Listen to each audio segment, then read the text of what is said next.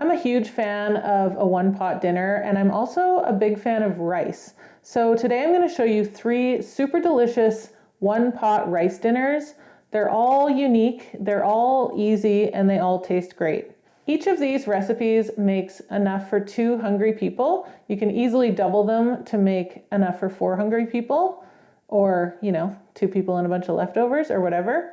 The first one is a bit of a beef taco kind of one-pot rice dish. So for this, I'm gonna need 1 onion, a little bit of red bell pepper, good old frozen corn. You can use canned corn or fresh corn too. Crushed tomatoes, some rice, of course. All of these recipes call for half a cup of rice. And for all of them, I'm using jasmine rice because it's what I have, but you can use any rice. If you use a short grain one, it'll just turn out to be a bit stickier. But I really like jasmine because it's a good kind of all around medium to long grain rice, and it works really well for all of these. For seasonings, I have Cajun seasoning, salt, garlic powder, and some cumin. I'm just gonna coat the bottom of the pan with a tiny bit of oil. I don't use much. I don't feel like it really needs it. And then I'm gonna saute the onions with the salt to help soften them. Once the onions are softened, I throw in the ground beef, and I kind of like to crank up the heat here so that it really kind of starts to get brown. I'm using lean or even extra lean ground beef here because I'm not gonna be draining it and I don't want a whole bunch of extra fat. And then I throw in the spices, red peppers, the corn, your crushed tomatoes, and then the rice. Top the whole thing up with the stock. This is just vegetable stock. I'm using better than bouillon. You can use water as well. Bring that to a boil, which only takes a second because it's already really hot. And then turn it down all the way to low and then put the lid on and let it simmer and cook for 15 minutes. After 15 minutes, I just turn off the heat and walk away for another 5 to 10 minutes just to let the residual kind of heat absorb into the rice. And this is so flavorful, and it's really such a satisfying complete dinner all on its own. It's always nice to throw a few toppings on these kinds of dinners just to kind of add a little fresh pizzazz. So I've got some avocado here and some fresh cilantro. If I had some tomatillo salsa, I would throw that on top. You could put some crushed tortilla chips. Basically anything you'd put on a taco would be good here. The next one-pot rice dish I'm making is a little bit of a Balkan-inspired recipe. This is the type of thing that I would see a lot of in Bulgaria, maybe not as a complete rice dish together, but like the components. For this one, I'm gonna start by searing 2 boneless, skinless chicken thighs. I already seasoned these ahead of time with salt. So I'm just gonna sear them on a really hot pan. Again, this pan had a little bit of avocado oil sprayed in it. And then once it's brown on one side, just flip it over and then put it to the side for now. You don't want it to cook through right now. We're gonna do that later. And then into the pan where you just fried the chicken, you can throw in your onions, your peppers. I'm using 2 small onions here, and I'm using 1 whole pepper. I'm using an orange one. You could use any color you want, maybe not green. You kind of want the sweetness of like a sweet ripe bell pepper. And then add in a teaspoon of salt. And then I'm putting in 2 giant juicy cloves of garlic. If your garlic cloves are small, I would use like 4. And I just have them sliced thinly.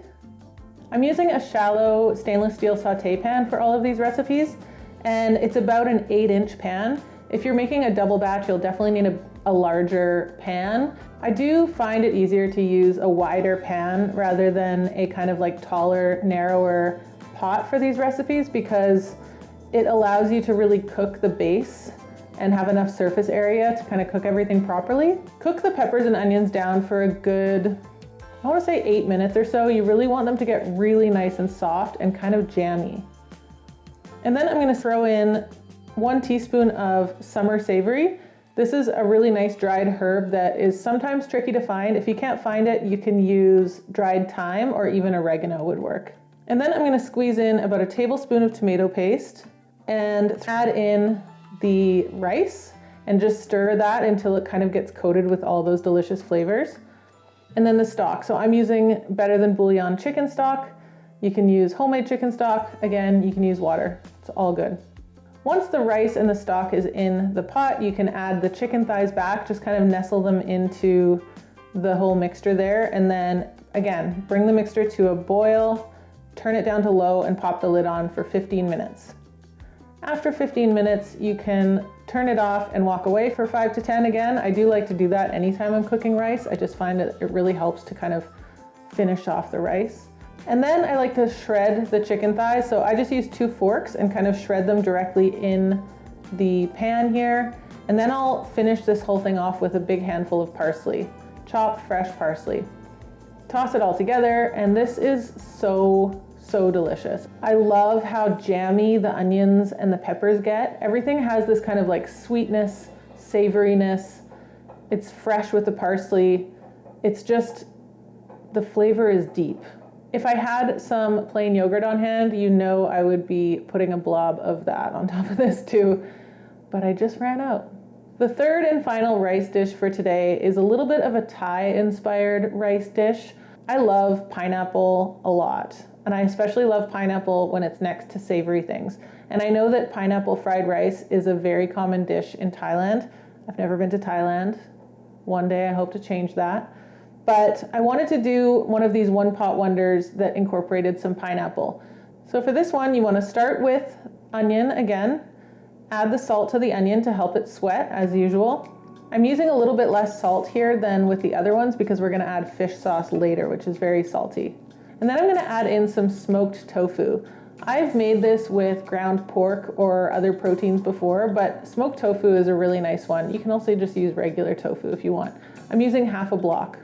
And then right away, you can just throw in your red pepper, just a little bit of red pepper here, and the pineapple. And I have the pineapple cut quite small.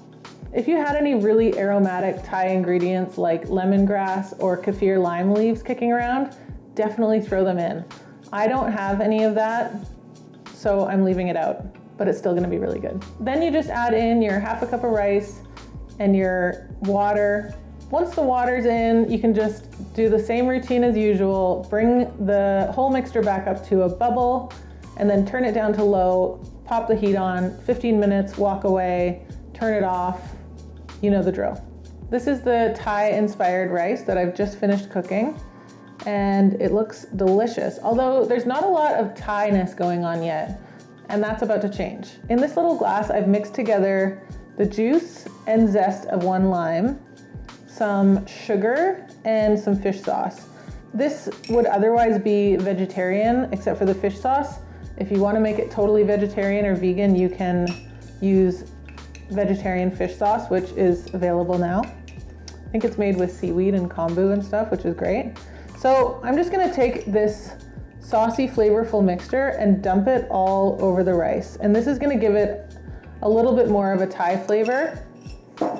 And I'm also gonna throw in a bunch of fresh cilantro and some thinly sliced red onions.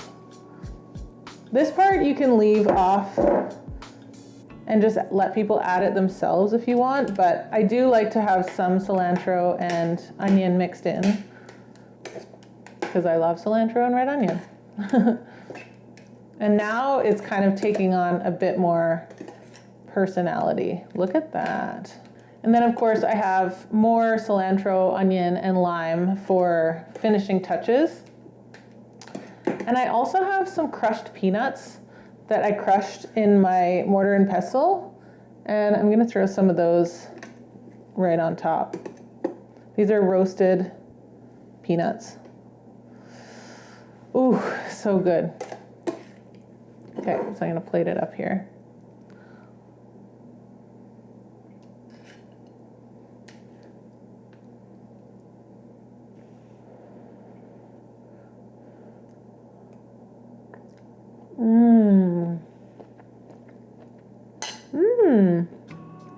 The rice is cooked so perfectly. All the grains are nice and separate and they're nice and tender.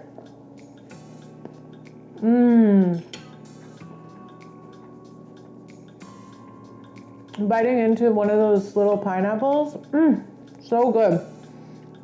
And the fish sauce makes it a little bit salty, but then the sweetness from the pineapple, little crunch from the peanut, so good. Oh, it's totally fine to serve this as is. on a good old-fashioned plate, but sometimes I like to mix it up a little. So I've got a little butter lettuce leaf here, and this makes such a good little lettuce cup. You can just put a bunch of lettuce leaves right on the table for people to dig in.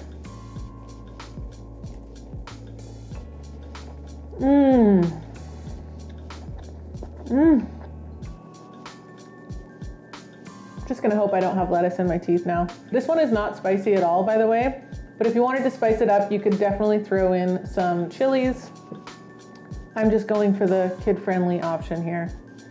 I love all of these one-pot rice dishes so much. They just completely hit the spot. They're all super satisfying. They all have a ton of veg, ton of protein.